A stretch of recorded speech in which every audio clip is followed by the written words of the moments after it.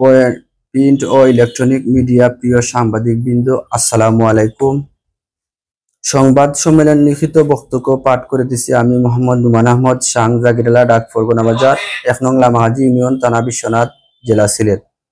সংবাদ সম্মেলনের আজকের বিষয় অত্যন্ত পরিতাপের সাথে আপনাদের অবগত করেছি যে 2023 সালে 21 জুলাইয়ে একটি ঘটনার বিষয়ে আমি 1 আগস্ট আদালতে একটি মামলা দায়ের করি।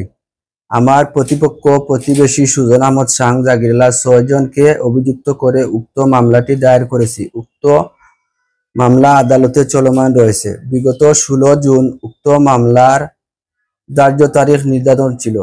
2023 সালে বিবাদী পক্ষ আমার বাড়ির গাছপালা জোরপূর্বক কাটে। আমরা নিরীহ পরিবারের উপর অত্যাচার নিপীড়ন করায় মামলাটি সিলেট আদালতে দায়ের করেছিলাম।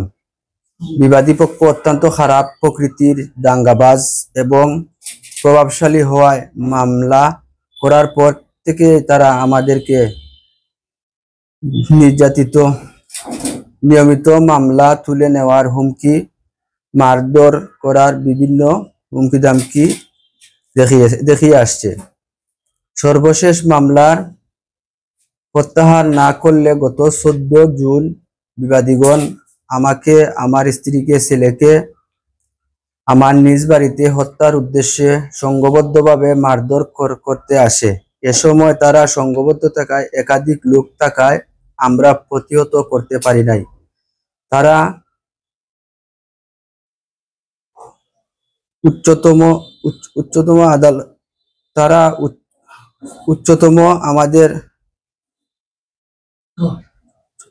আমাদের মারধর করে, তারা উত্তেজিত হয়ে আমাদের মারধর করে মোবাইল ও টাকা পয়সা নিয়ে যায়। যাওয়ার সময় প্রাণে মেরে ফেলার হুমকি দামকি দিয়ে আমাদের পরিবারের সবাইকে এক প্রকার জিম্মি করে রাখে। এরপর পার্শ্ববর্তী প্রতিবেশীদের সহায়তায় আমরা চিকিৎসার জন্য সিলেট এমএজি উসমানী মেডিকেল হসপিটালে ভর্তি হয়ে চিকিৎসা নেই। আমাদেরকে মারধরের সময় বিষয়টি আমি তাৎক্ষণিক 999-এ পুলিশকে অবগত করি ও পুলিশ কোনো ভূমিকা না নেওয়ায় আমরা হতবাক হই। চিকিৎসাধীন থাকা অবস্থায় ওই দিন আমরা বিশ্বনাথ থানায় একটি লিখিত অভিযোগ দায়ের করি, কিন্তু অভিযোগটি পুলিশ আমলে না নেওয়ায় নীরব ভূমিকা পালন করে। প্রিয় সাংবাদিক বিন্দু, বিশ্বনাথ থানা কোনো সহযোগিতা না পেয়ে উক্ত বিষয়টি 16 জুন বিবাদীদের উপর দায়ের করা আমার পূর্বের মামলা ধার্য তারিখ আদালতে উত্থাপন করি। কোর্ট থেকে আমরা ফিরে এলে ওই দিনই 16 তারিখ সন্ধ্যায় বিশ্বনাথ থানা পুলিশ আমার বাড়িতে যায় এবং ঘটনার বিষয় অবগত হয়। এরপরও আমাদের মারামারির কোনো মামলা পুলিশ রেকর্ড করে নাই, যা আমাদের বোধগম্য নয়। এরকম কি হতে পারে? প্রিয় সাংবাদিক বিন্দু, এরপর বিগত 21শে জুন আমার মামলার বিবাদীগণ আমার বাড়ির ভূমিতে লাগানো বিভিন্ন রকম গাছপালা কেটে রেখে যায় এবং আমাদের প্রাণনাশের পুনরায় হুমকি দামকি দিয়ে তাদের হুমকিতে বর্তমানে আমার ছেলে মেয়ে নিয়ে বাড়িঘর ফেলে আত্মীয় স্বজনের বাড়িতে নিরাপত্তাহীন বসবাস করছি। যে কোনো সময় আবারও তারা আমাদের উপর হামলা করতে পারে। তারা আমাদের নিরপরাধ বাচ্চাদের প্রাণে মারার হুমকি দিচ্ছে। এই হুমকিতে আমি আমার ছেলেদের এখন স্কুলে যেতে দিতে পারছি না। তাদের পড়ালেখা নিয়ে আছি উদ্বিগ্ন। ছেলেদের স্কুলে যাওয়া বর্তমানে বন্ধ রয়েছে। বারবার ঘটে যাওয়া ঘটনা ভিডিও সহ পুলিশকে পুনরায় অবগত করে কোনো লাভ হয়নি। পুলিশের নীরব ভূমিকা নিয়ে আমরা সন্দেহহীন।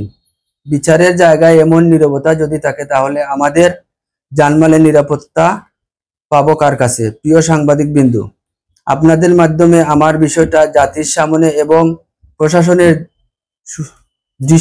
দৃষ্টিগোচর করার জন্য আজকের এই সংবাদ সম্মেলন। আমরা জোর দাবি জানাচ্ছি অবিলম্বে প্রশাসন যেন আমাদের উপর হামলাকারীদের গ্রেফতার করে বিচারের আওতাধীন নিয়ে আসে। জুলুমকারী, অত্যাচারী, সন্ত্রাসীদের দ্রুত আইনের আওতায় না নিয়ে আসলে যে কোনো সময় আমাদের উপর তারা পুনরায় মামলা করে আমাদের জানমালের ক্ষতিসাধন করবে। প্রশাসনের উচ্চ মহলের দৃষ্টি কামনা করছি। বিনীত নুমান আহমদ।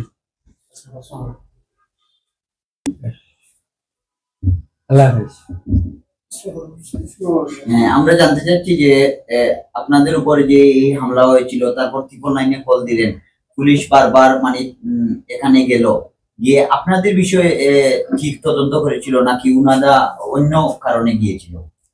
পুলিশ ঘটনার দিন যায় নাই, 2 দিন পরে যখন কোর্ট থেকে আসার পরে 2 দিন পরে 16 তারিখ গেছে। ঘটনা হয়েছে 14 তারিখ, 16 তারিখ পুলিশ যায় ঘটনাটা তদন্ত করে। আমরা আরেকটা সূত্র থেকে জানতে পারলাম যে বিশ্বনাথের একটি মিডিয়া মানে আজকে সংবাদ পরিবেশন করেছে আপনাদের বিষয়ে। তো ঘটনাটি আজ থেকে 14 দিন পূর্বে বা আরো বেশি হতে পারে ঘটেছে, কিন্তু এখানে ওই যে মিডিয়ায় সংবাদ কভারেজ করেছে ওই মিডিয়ায় আমরা দেখতে পেলাম যে পুলিশ বলেছে এখনো কোনো অভিযোগ বা এখনো কোনো মানে মামলা হয়নি। তো আপনারা তো অভিযোগ করেছিলেন মামলার জন্য, তাহলে এই বিষয়টা আপনারা কিভাবে দেখছেন? আমি লিখিত অভিযোগ করছি বিশ্বনাথ,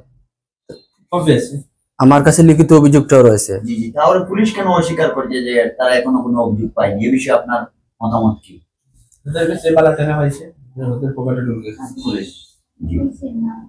আচ্ছা, 14 তারিখ যে ঘটনাটা ঘটছে, 14 তারিখ ঘটনায় আপনারা কেমন ক্ষয়ক্ষতি হয়েছে? মানে কোন বন্ধর ক্ষতি হয়েছে? 14 তারিখ আমার মাথায় আঘাত আছে, আমার স্ত্রীর চোখে আঘাত আছে, আমার মাজায় আঘাত আছে। এগুলা উসমানী মেডিকেল ট্রিটমেন্ট করছি, সবগুলো ওই জায়গায় আছে। আপনার ডকুমেন্ট আছে? জি, ডকুমেন্ট আছে। বাচ্চাদের কোন ধরনের ক্ষতি হয়েছে? বাচ্চাদেরকে লাঠি দিয়ে পায়ে মারছে, হাতে মারছে, গলায় চাপ দিয়ে ধরছে, জোরপূর্বক মোবাইলটাও নিয়ে গেছে। আমার বাচ্চা ভিডিও করছিল মারধরের সময়, তার হাত থেকে মোবাইল। জি আছে, আঘাত আছে। জি আছে, জি আছে আছে।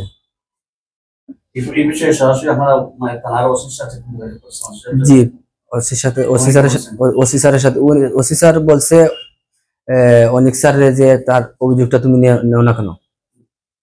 আমার মামার সাথে ছিলেন ওই দিন, ওই সাংবাদিক শিপন ভাই ছিলেন। শিপন ভাই রিকোয়েস্ট করছেন। এই ঘটনার পর থেকে বাড়িতে আছেন না? জি না, আমাদের আত্মীয় স্বজনের বাড়িতে আছে। তারা এখনো লাঠি সোটা নিরাপত্তা বলছেন? জি, এখনো নিরাপত্তা। জি জি জি, এখনো আমাদের লাঠি নিয়ে মার করার জন্য অস্ত্র নিয়ে বেড়াচ্ছে। তারা আমার বাচ্চার জীবনে শেষ করে দেবে, আমার জীবনে শেষ করে দেবে। আমি বাচ্চা নিয়ে স্কুলে যেতে গেছি বুধবারের দিন, স্কুলে থেকে আমার আটকাইছে পথে সালমান নামের এক ছেলে আর রায়হান নামের এক ছেলে মোটরসাইকেলে আসছে। তুই সামনে আয়, তোরে আর তুই বাচ্চা সহকারে জানে শেষ করে দেবো। প্রতিবেশী? জি জি, একই বাড়ির। এখন তারা সারা বাড়ি তারা ক্ষমতাশীল। সাজ্জাদ আহমদ, আজাদ আহমদ, জাভেদ আহমদ।